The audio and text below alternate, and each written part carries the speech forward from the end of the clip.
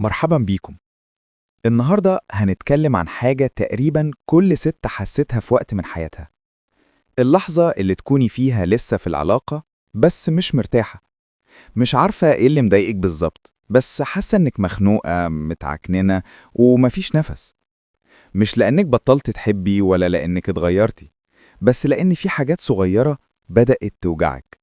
توتر بسيط، كلمة ناقصة، نظرة مش موجودة. والحاجات دي لما تتكرر بتسحب منك الهدوء حتة حتة. وعشان كده النهاردة هنتكلم سوا عن 6 حاجات بتخلي الست تبطل تحس بالراحة في العلاقة. السبب الأول، لما صوتك ما يتسمعش. كل مرة تحاولي تتكلمي عن اللي مضايقك وتلاقي رد بارد أو كلمة خلاص بقى متكبريش الموضوع، أو حتى تجاهل كأنك مش موجودة. الست لما تحس إن كلامها ملوش لازمة بتتعلم تسكت، بس السكوت ده مؤلم، لأن في كل مرة بتسكت بتخسر جزء من راحتها، وساعتها العلاقة تفضل ماشية بس إحساسها جواها بيبقى مطفي. السبب التاني، لما الاهتمام يبقى نادر. أوقات العلاقة ما بتنهارش بسبب خناقة، بتنهار بسبب الإهمال البسيط اللي بيتكرر. يوم يعدي من غير سؤال، من غير كلمة حلوة، من غير أي إحساس إن في حد فاكرها أصلا. الست مش بتحتاج هدية ولا كلام كبير، هي محتاجة تحس إنها لسه في باله، إن في حد ملاحظها. بس لما ده يختفي، هي نفسها بتبدأ تبرد، وتحس إنها عايشة جنب حد مش حاسس بيها. السبب التالت، لما القرب يبقى عادة مش إحساس. العلاقة مش جسد بس، القرب الحقيقي بيبدأ من القلب قبل ما يوصل للإيد. لما اللمسة تبقى من غير شوق، ولما الكلمة الحلوة تبقى من غير روح، الست بتحس إن في حاجة ناقصة، حتى لو كل حاجة موجودة. هي مش بتدور على لحظة مؤقتة، هي عايزة إحساس يطمنها إنها لسه مرغوبة، لسه متشوفة، مش مجرد جزء من الروتين اليومي. السبب الرابع، لما مفيش كلام دافي.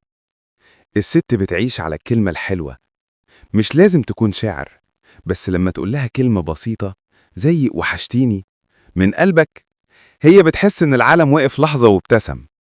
لكن لما الكلمة تختفي والكلام يبقى كله جاف وواجب، هي بتبدأ تطفي. الكلمة الحلوة مش رفاهية، دي غذاء للروح.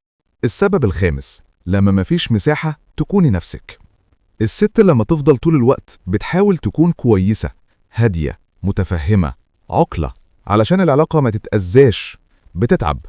كل مرة بتكتم فيها ضحكتها أو وجعها علشان تراضي، بتخسر حتة من ذاتها. العلاقة اللي مش فيها مساحة لضعفها أو حساسيتها مش علاقة مريحة، دي سجن ناعم بيستهلكها بصمت. السبب السادس، لما مفيش مشاركة حقيقية. الراحة في العلاقة بتيجي لما تحسي إنك مش لوحدك، إن اللي قدامك بيشاركك في التفكير، في الحمل، في القرار. بس لما تبقي دايما انتي اللي بتحاولي وهو موجود بجسده بس، الطاقة بينكم بتبرد.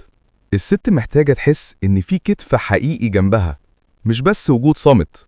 الخاتمة، بصي، الست مش بتبعد فجأة ولا بتقسى من غير سبب، هي بتبدأ تبعد لما تتوجع بصمت، ولما تحس إن مفيش حد شايفها. الراحة مش رفاهية، دي إحساس بالأمان، بالتقدير وبالحنية.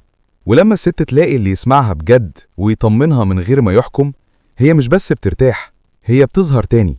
لو الكلام ده لمسك أو حسيتي إنه عبر عنك، اعملي لايك وشارك الحلقة مع أي حد محتاج يسمعها، وسجلي اشتراكك في قناة شفاء النفس علشان نكمل سوا الرحلة دي، رحلة الوعي والراحة والسلام اللي بيبدأ من جوه.